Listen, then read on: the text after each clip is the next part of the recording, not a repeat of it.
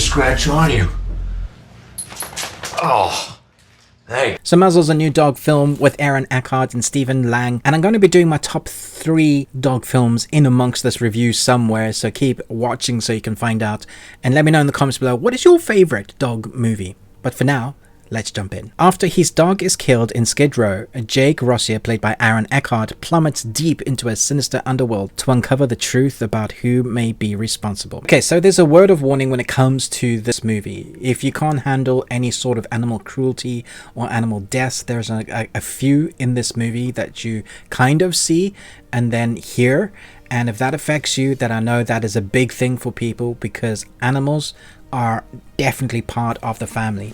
And in this movie, particularly the canine units are classed as officers, and there's going to be some grievances that you'll feel regardless of whether you have animals or not. If you're a dog lover of any kind, you're going to feel some deep emotions to this. Saying that, however, this is kind of a slow burn. Even though the trailer might showcase it as a heavy action movie or a sort of Turner and Hooch without the comedy, it's not that. It's about a man that loses a partner, that has a, I guess, experiences some sort of PTSD, goes on a little bit the depression moments, but kind of throws everything to the wind regardless of what they say in the police force, as he hunts down the killer of his partner, which is his best friend, this dog. And it takes a long kind of investigative unit as his life has become a little bit destructive. Now, I love the actor Aaron Eckhart. I think he plays this role particularly well. Has a great presence of that kind of man going through this sort of depression, but also is like a one-track mind. Regardless of what people you are running over along the way, you are going to get what you need to do. And so that is the character that he plays very well. There are others like Stephen Lang that I felt like could have been in the film longer. Whenever Stephen Lang's on screen, particularly in this movie, he brings a gravitas to the presence that he brings on screen, and I really like that. Stephen Lang has presence, and so whenever he speaks, you're kind of listening because you believe what he is saying. The filmmaking itself is fine. It's good. It's tense in the moments it needs to be. The score is fine. It just feels unnecessarily slow and padded. And I love me some dog movies. They are my favorite. In fact, my top 3 dog movies of all time. The third one being White Fang, the original movie based on the Jack London book. I love the book. I don't really like the remake, but the original one in the 90s, I don't even know if that's the version that I grew up with. Love that. Kind of takes me back. Number 2 would be Homeward Bound. Watched that with my friends and my family a number of times. Have lots of nostalgic feelings because of the voice actors attached to the dogs and the cat. And number 1, I guess that depends on the mood I'm in. It kind of swaps out. I love me some Turner and Hooch. I love Canine. All Dogs Go to Heaven I can only watch so often, so that will be one that is kind of jumped in there.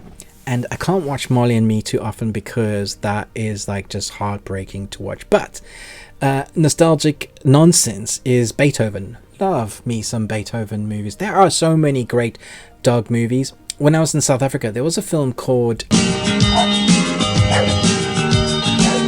Jock of the Bushveld. And interestingly enough, the original movie of that was incredibly dark, and the endings specifically, but since then they've changed the ending to not be as dark, and I can't actually find the original.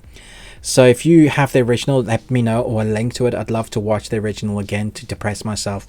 But yeah, so my top 3 at the bottom would, it kind of interchanges, but way back when it would have been Jock of the Bushveld at number 1, interchanging with Beethoven maybe. This movie is not going to stick in that landing for me as one of my favorite movies, dog movies of all time, because there's definitely been better versions of this. Turner and Hooch is a similar detective story with a lot more character. This is more depressing in places, and I was upset in moments.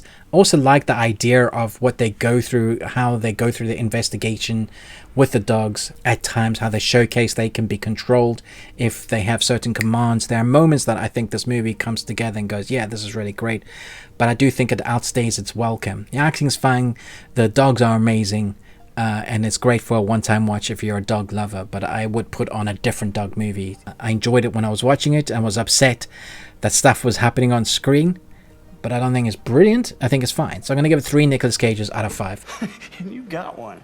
Congratulations. Let me know your thoughts down below when you watch this movie. There are 16 films coming out this week with limited or wide releases, crazy amounts. So this probably won't be one that passes you by. However, if you're a dog lover and you love dog movies, this may be one that is good for you to check out. Thanks so much for watching, but most of all, until next time, remember, live long and Tuesday.